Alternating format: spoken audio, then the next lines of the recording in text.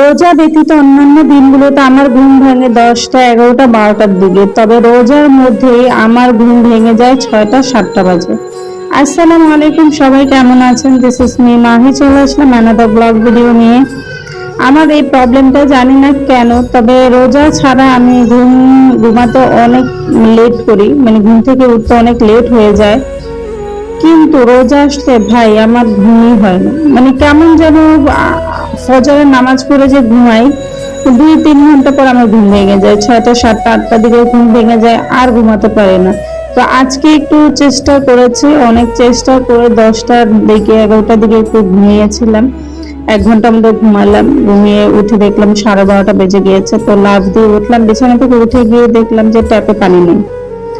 ট্যাপে পানি নেই, কি করব, বসে আছি যে একবার গোসল করে নামাজ পড়ে নেব। আসলে রোজার দিনে তেমন সাংসারিক কাজগুলো থাকে না, কোনো কাজই থাকে না এক হিসাবে। ওই ফজরে মানে যারা হচ্ছে রোজার মধ্যে বাড়িতে ইফতারের আয়োজন করে আর কি, তাদের টুকিটাকি ভালোই কাজ থাকে। তবে যারা কিনে খায় তাদের কাজ না, মানে খুবই কম থাকে আমার মতে। কারণ কোনো কিছু, শুধু রান্না বান্না ছাড়া আর কিছু নেই। আর এই তো আমি ট্যাপের পানির আশায় বসে আছি, বসে বারান্দার মধ্যে বসে বসে হাওয়া খাচ্ছিলাম, মানে খুব ঠান্ডা ঠান্ডা বাতাস আসতেছিল। আলহামদুলিল্লাহ, মানে এই বছরের মতো এত শান্তি, এত সুন্দরভাবে রোজা রাখি নাই এর আগে কখনো। কারণ সব সময় প্রচুর গরম থাকতো, প্রচুর গরমের মধ্যে আমরা রোজা পার করেছি। তবে এইবার খুবই ঠান্ডা ঠান্ডা ওয়েদার, একেবারে গরমও না, একেবারে ঠান্ডাও না, মানে সহ্য করার মতো। আলহামদুলিল্লাহ, এটা আল্লাহর রহমত, হয়তো বা আল্লাহ চেয়েছেন আমরা একটু শান্তি মতো রোজা রাখতে পারছি, এটার জন্য আল্লাহর কাছে শুকরিয়া জানাচ্ছি, আলহামদুলিল্লাহ। আর আমি তোমাদেরকে এখানে আবার দেখাচ্ছিলাম যে আমাদের পাশের অ্যাপার্টমেন্টে, মানে এই যে দেখতেছো এসি রাখার যে জায়গাগুলো, এই জায়গার মধ্যে প্রচুর পরিমাণে কবুতর বাসা করেছে, মানে প্রত্যেকটা খোপে খোপে কবুতর আছে, প্রচুর পরিমাণে বাচ্চা আছে, ডিমও পেরেছে। মানে ওদিন আমি খেয়াল করে দেখলাম যে ছোট বাচ্চা বের হয়েছে, যারা উঠতে পারে না, মানে পাইপের ভিতরের অংশে তারা লুকিয়ে আছে।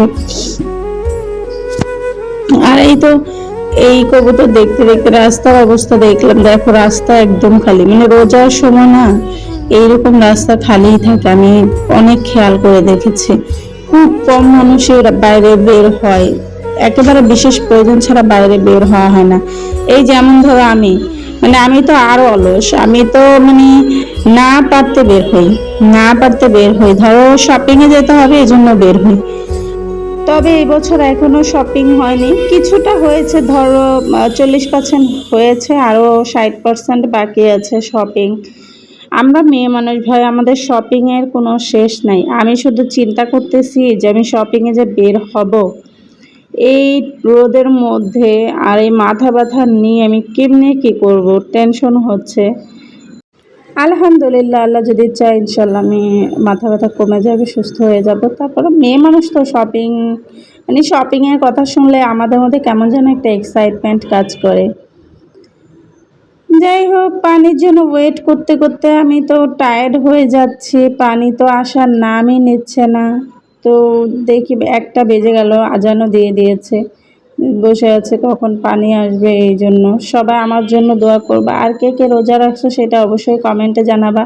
আর কার কার শপিং ডান।